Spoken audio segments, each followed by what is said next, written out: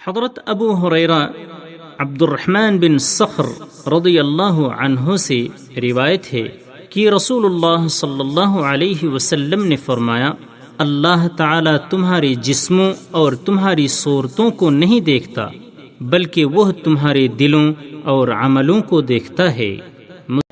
حضرت ابو موسیٰ عبداللہ بن قیس اشعری رضی اللہ عنہ سے روایت ہے کہ رسول اللہ صلی اللہ علیہ وسلم سے سوال کیا گیا کہ ایک آدمی بہادری کے جوہر دکھانے کے لیے، دوسرا خاندانی قبائلی حمیت کے لیے اور ایک تیسرا ریاکاری کے لیے لڑتا ہے، ان میں سے اللہ کی راہ میں لڑنے والا کون ہے؟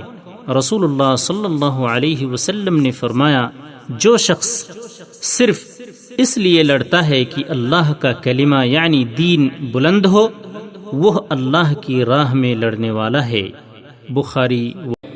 حضرت ابو بکرہ نفیع بن حارث ثقفی رضی اللہ عنہ سے روایت ہے کہ نبی کریم صلی اللہ علیہ وسلم نے فرمایا کہ جب دو مسلمان اپنی اپنی تلواریں سونت کر ایک دوسرے کو مارنے کی نیت سے ملتے ہیں، ایک دوسرے کے مقابل صف آراء ہوتے ہیں، تو یہ قاتل اور مقتول دونوں جہنمی ہیں۔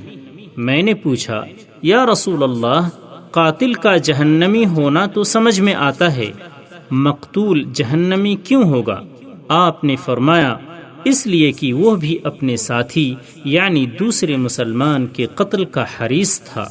بخاری و مسلم۔